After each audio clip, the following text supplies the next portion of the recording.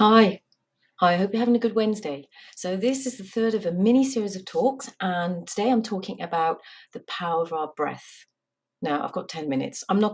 We know we need our breath to keep us alive, but the power of our breath is so much more than that. Um, why is our breath so powerful and transformative? Our breath is the only system in our body that is autonomic, it carries on without us consciously thinking about it, and we can direct it. Now, we know that if we get stressed, get tensed, if we've got a lot going on, our breath might quicken. In fact, if we're that stressed, we'll start to hyperventilate.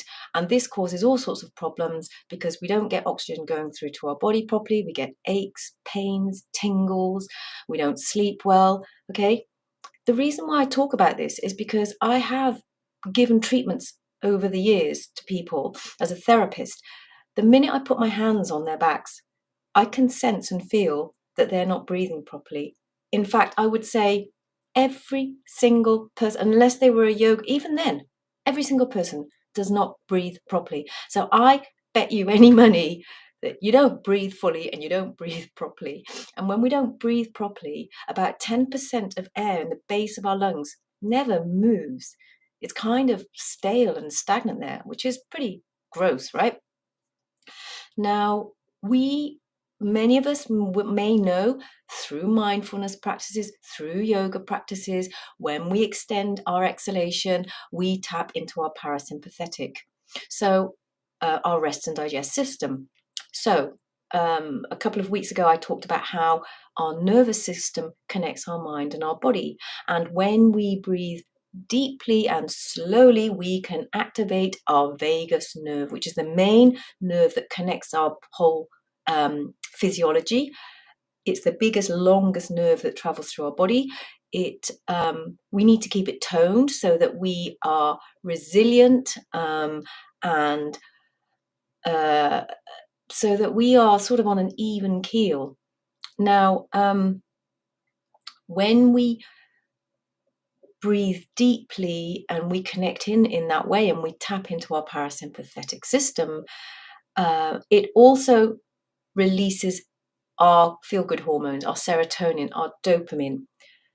It also connects to the limbic part of our brain, which is to do with our emotions. So the beauty of it actually is it's so simple, but it is and it isn't, because so many of us don't breathe properly, and over years and years and years of not breathing properly, what happens is the muscles between your ribs, your intercostal muscles, contract, so that actually your body doesn't even have the capacity to take in the oxygen, to feed and nourish your cells, to grow, to be healthy. Okay, so I work with movement in particular, but the first movement that we have is the movement of our breath. If we can't allow our breath to move through our body, we're not going to get very far. We're not going to be very well. And if we don't ever move enough to keep our muscles in our body and the organs and everything flexible, that means, can you imagine if your lungs, your rib cage, all of that area is kind of like a bit of a steel box or something. It doesn't really move, there's not much give. Then your lung capacity, your capacity for oxygen is going to have diminished. I'm just going to briefly mention, because it's so much now talked about, and for some of you who may be curious about it, some of you may have tried it. So there is, of course, I'm talking about just the power of our breath in general, how it feeds and nourishes our body. Our breath is the direct interface we have between the outside world and us. So when we don't breathe in, we don't connect to the world. So it's almost like when we're feeling down, when we're feeling depressed and we don't want to take in breath, it's almost like we're refusing life. We're diminishing our life force and refusing our life by simply not breathing in properly. Sometimes we do that when we're afraid. We hold our breath in anticipation. When we're feeling down or deflated, our chest cavity is literally deflated. It doesn't have the capacity to allow in our life force and breath. The other thing I want to briefly mention in these few minutes is because it's, as I was saying, it's so big now, is conscious connected breath, and breath work's become quite a thing in the alternative healing world. And so I am not specifically talking about conscious connected breath, which is, I've done quite a lot of it, so I can comment and say it's a very specific practice that helps you to direct your breath. And the difference, if you like, with conscious connected breath is that it's very intense for an extended period of time, and it taps into your sympathetic nervous system. And when you go that deeply for that length of time, that's when it can start to access um, your subconscious. It can access layers of knowing in your subconscious. So it goes beyond, totally beyond the frontal cortex, deep into your subconscious, deep into your not parasympathetic, your sympathetic actually, when you're doing very conscious connected breath work. But it activates those hidden layers of us, which is why some people swear by it, because it goes to old memories that are hidden in our cells, because you're going to a deeper layer within you. It goes to old memories in your cells, and it can go to deeper places of your subconscious, of your imagination.